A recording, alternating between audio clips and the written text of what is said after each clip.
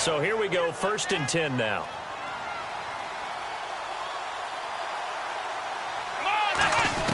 Now they'll throw with Taylor. And he's got his big tight end over the middle, complete. They call it a gain of 19, and it moves the chains. And defensively, they were in zone coverage there. Do you have to be a little careful? You're losing, playing against a good quarterback like he is, to not play too much zone? Yeah, you have to be careful about how much time you're giving up. I think it's a good point you just brought up. So maybe if you still want to play zone, you go to a zone blitz scheme. And you can drop anyone out of your defensive front. Defensive end, defensive tackle. It doesn't matter. You just exchange someone to bring more pressure towards the quarterback and still try and cover downfield. Here we go. From the red zone now, here's Taylor on 1st down. And he's going to be intercepted a 3rd time. Picked off by Brandon Flowers.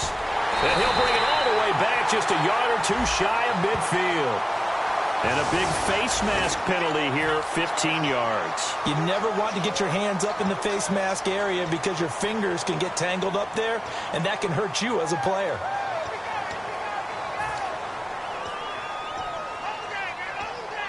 And they'll start this drive with very good field position.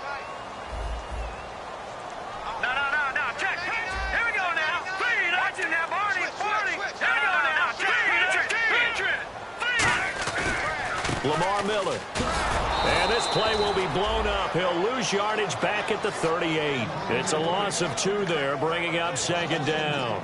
And that's another stop for the defense. Something we've seen all game long. They have been on fire today. No matter what's called by the offense, they've had an answer for it.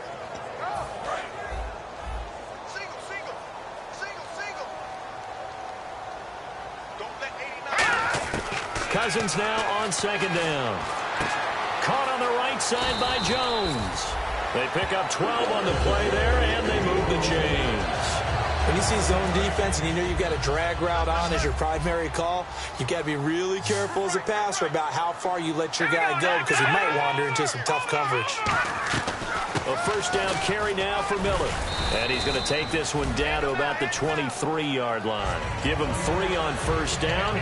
It'll set up a 2nd and 7. Tough day. Tough sledding right there, and it's been that way the entire game.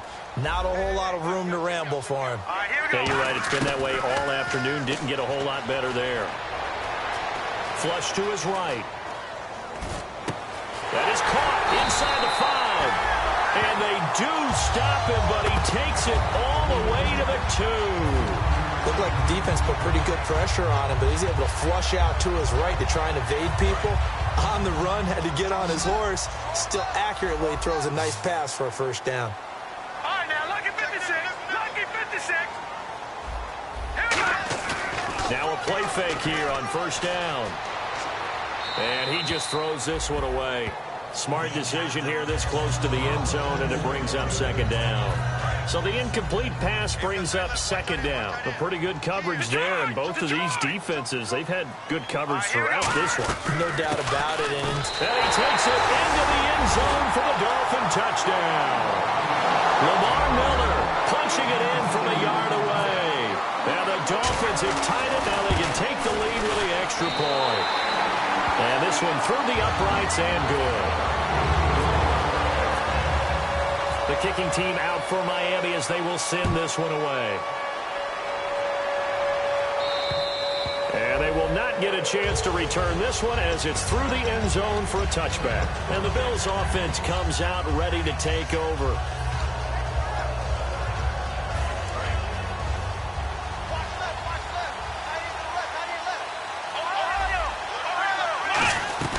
They'll start the drive with a carry by Bell. Only a couple there as he'll be brought down about the 28. Quentin Dial, he'll be credited with the tackle.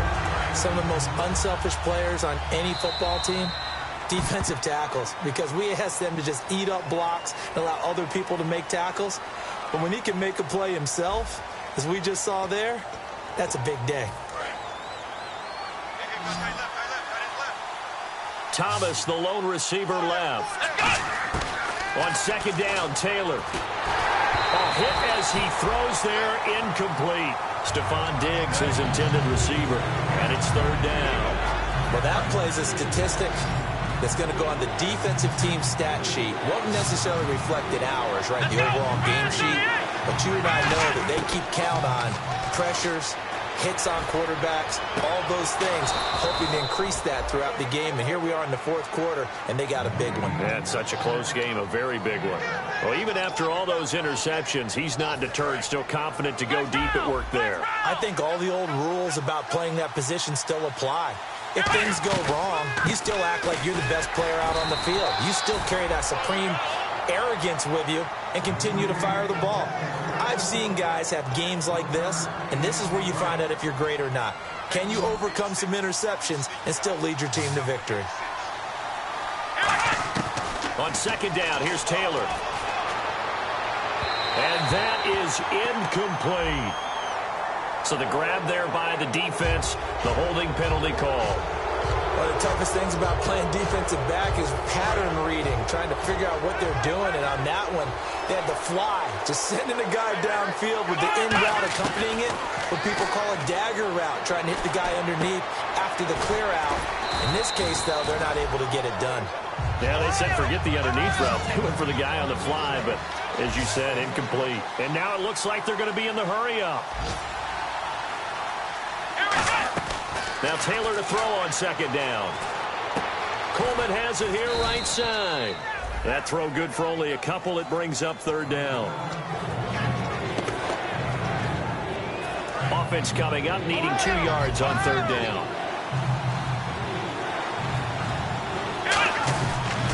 They'll try and run for it with Bell. And he will have the first down across the 20 to the 19-yard line. It's an 8-yard pickup and leads to a new set of downs. Well, partner, they might want to tear up their scouting reports a little bit here because they just broke tendency. Third down, you don't ordinarily see a toss. They ran it, and they ran it really well and picked up the first down. I love the way the edges were sealed, which allowed him to get to the corner. A dump down to McKinnon, and he'll go down here at the 12-yard line. 7 yards on the play, and it'll be second down. So many times you hear today's NFL described as a space game. Get your best players into space with the football in their hands. That's why sometimes you just swing it out to your runner, get him out in the flat, and let him have a chance to make people miss an open field. And there just continues to be nowhere to run. He's bottled up again at the line of scrimmage. Crashing in from the end there, not to disrupt the pass game, but to disrupt the run game. Yeah, I love the distinction, too, because the good defensive ends, they can do it all. Set the edge in the run game, make sure that no one can move it that way, and, of course, rush the passer. On that play, use the speed to get there in the run game. And he will have the first down inside the 10 to the 9-yard line.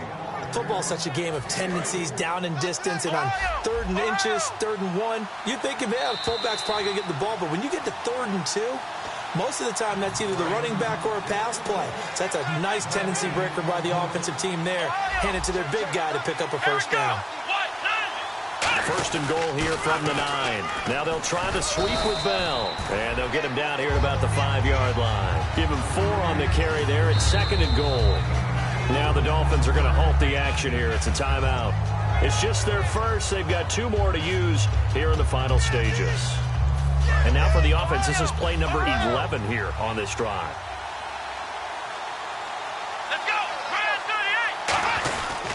They'll try again with Bell, and he'll get in. Touchdown, Buffalo. Le'Veon Bell, a 5-yard touchdown run. And the Bills have taken the lead here in the fourth quarter. And touchdown, and congratulations, and 0 relaxation ahead of them, right? Way too much time on the clock for them to start celebrating. Part 1 is done, but now on the sideline, you can already see them scrambling down there. They're getting those defensive guys ready. Yes, you have to get those guys ready, and you also have to talk to your special teams guys. Make sure the kickoff is exactly what you want and cover it well. He's got it. And they will not go quietly as we are back to a 2-score game.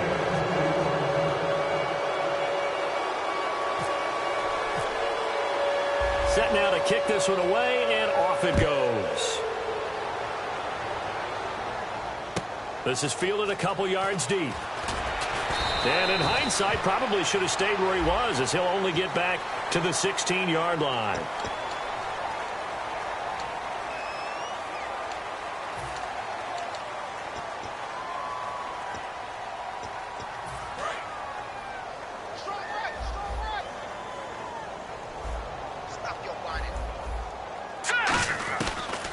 look to throw. Completes it right side to Britt. 12 yards there as they move the chains. They got exactly what they wanted there. Out route, catch, get out of bounds, stop the clock.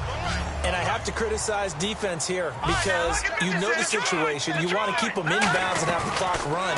So I'm sitting on the outside portion of the field and not letting them throw an out route. Throw anything inside and I'll make the tackle. An out route? That's not the way you're supposed to play it. That's a really fine play there because anytime you see a comeback route, that means you cannot just stay in one spot and make a play on the ball. You've got to move your feet and move with the receiver, and that's exactly what he did. Green with a catch left side. 4 yards on the completion, and it sets up a third down. Well, the strategy was evident there. Get it to your tight end and make it a one-on-one play with a cornerback.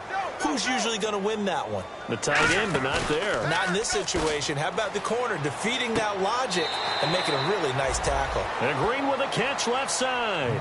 It'll be a gain of 4, and that's going to bring up a fourth down. A short gain that doesn't get them the first down brings up a fourth down situation. Really nice job defensively. They knew where the sticks were. They got the stop before it.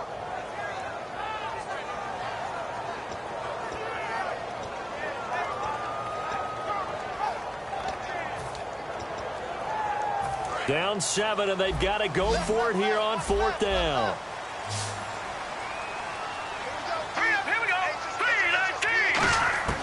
Desperation time. Cousins. And, a crusher there as it's intercepted. A great read, and it's picked off.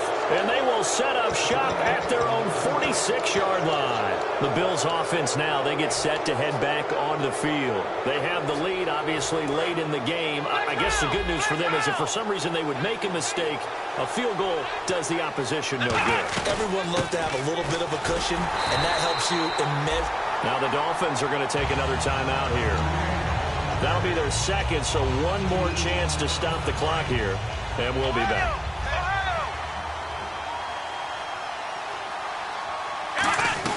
They'll go again with Bell. And his rough afternoon continues. He's going nowhere again. And play is stopped here. Timeout. It's the defense calling the timeout here.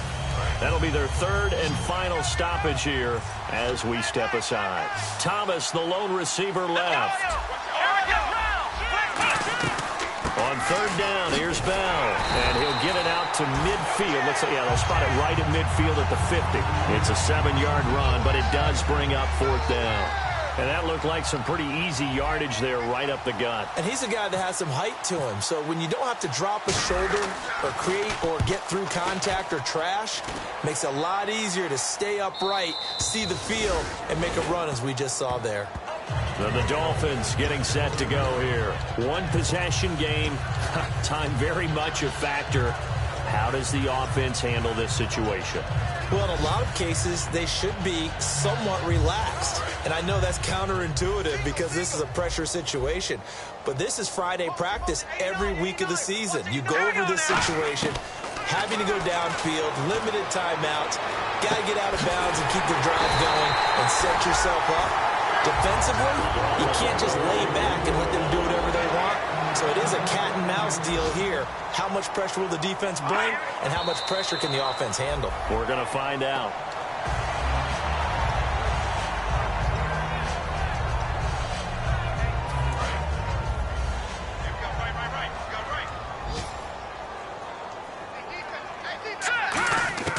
Back to throw. And that is incomplete. 16 seconds now on the clock. Oh, man, for him to be that wide open and drop it. Sometimes you have just too much time on your hands, right? You end up thinking way too much, and your hands get shaky. And yes, he's a tight end, but that's a catch he should have made. He's back to throw. Now a desperation throw deep downfield. And that's incomplete. Clock stops with 10 seconds left. And when all else fails as a defender, when you're not there in the coverage, your best friend is exactly what we saw there. A big play shot taken by the offense. Unfortunately, it ended in a big drop. Back to throw. He's going to let it fly. It's caught inside the 25. It's a big-time play there on 4th and 10. And even 40 yards. And he did exactly what they needed him to do, Charles. Got out of bounds. They have no timeouts. And they knew that before the play even began. Still executed it. How many times have we seen it happen where you know it, yet a guy still looking for a timeout or trying to stay? And, a crusher there as it's intercepted.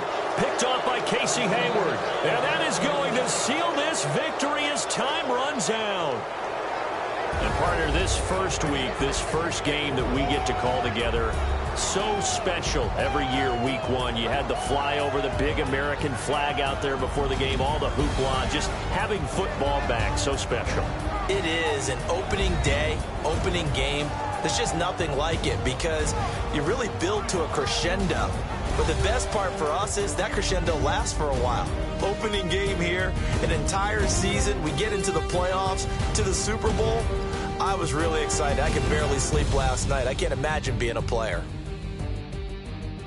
So for the Bills, it was a hard-fought game, and they'll exit 1-0 as they win by a touchdown. And they'll get another road test next week as they head to New England to take on the Patriots. Meanwhile, for the Dolphins, they obviously fall to 0-1 with the defeat. And they'll look to get back on the beam next week as they host the Tampa Bay Buccaneers.